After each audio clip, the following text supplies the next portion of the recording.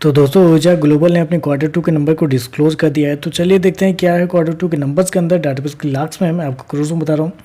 तो देखिए पिछले क्वार्टर में कंपनी ने लगभग 10 करोड़ के आसपास का रेवेन्यू जनरेट किया था ऑपरेशन के थ्रू। पिछले साल भी देखे तो 11 करोड़ के आसपास, जबकि अभी देखे तो बढ़ के 19.5 करोड़ कंपनी का जो रेवेन्यू है वो आपको जाता हुआ देखने को मिला। तो साल दर साल देखे तो साल दर साल कंपनी के रेवेन्यू के अंदर एक बड़ी तेजी आपको देखने को मिली। लगभग बोल सकते हैं वहाँ पे 80% के आसपास का जंप है कंपनी के रेवेन्यू के अंदर साल दर साल। वहीं अगर क्वार्टरली बेसिस पे जाते हैं तो क्वार्टरली बेसिस पे भी कंपनी के रेवेन्यू के अंदर एक बड़ी तेजी आपको देखने वहाँ देखे तो लगभग 90% के आसपास का जंप है। तो कंपनी का रेवेन्यू देखे तो बड़े लार्ज स्केल पे आपको बढ़ता हुआ देखने को मिल रहा है साल दर साल, क्वार्टर दोनों। चलिए कंपनी खर्चे क्या वो देखते हैं।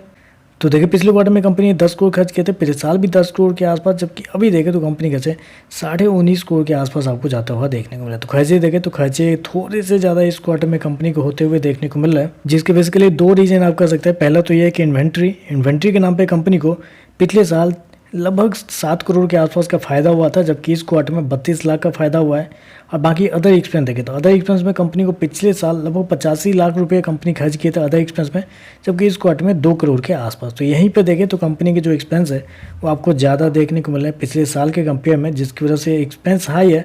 एक्सपेंस हाई है तो कंपनी का प्रॉफिट जो है वो इस क्वार्टर में बढ़ नहीं पाए जितना बढ़ना चाहिए था। चलिए कंपनी का नेट प्रॉफिट क्या निकलता है वो देखते हैं पहले। तो देखिए पिछले क्वार्टर में कंपनी 33 लाख के आसपास की प्रॉफिट में थी, पिछले साल 90 लाख के आसपास। अभी देखें तो कंपनी का प्रॉफिट 35 लाख के आसपास आपको देखने को मिल रहा है। तो साल दर साल जाते हैं तो साल दर साल कंपनी के प्रॉफिट के अंदर लगभग बोल सकते हैं 60% के आसपास की गिरावट आपको देखने को मिले। वहीं अगर क्वार्टरली बेसिस पे जाते हैं तो क्वार्टरली बेसिस पे कंपनी के प्रॉफिट के अंदर 6% के आसपास की तेजी। तो कंपनी का प्रॉफिट देखें तो इतने शानदार रेवेन्यू देने के बावजूद देखें तो आपको गिरता हुआ देखने को मिला। 90% 80% कंपनी का रेवेन्यू बढ़ता हुआ देखने को मिला, और कंपनी का प्रॉफिट देखें तो आपको साल दर साल गिरता हुआ देखना। ये थोड़ा सा यहाँ पे गलत है। ईपीएस की बात करें तो ईपीएस तो बहुत पीछे है, 0.01 पिछले साल था, पिछले क्वार्टर में 0.006, अभी देखा तो 0.0059 के आसपास है। तो ओवरऑल अगर देखा जाए तो रेवेन्यू वाइज कंपनी के नंबर अच्छे हैं, लेकिन कंपनी के एक्सपेंस हाई होने की वजह से कंपनी का जो प्रॉफिट है वो इस क्वार्टर में आपको गिरते हुए देखने को मिले साल दर साल। तो चलिए बस आज के लिए बस इतना ही। वीडियो पसंद आए तो लाइक कीजिएगा, साथ में साथ चैनल को सब्सक्राइब जरूर कीजिएगा। धन्यवाद।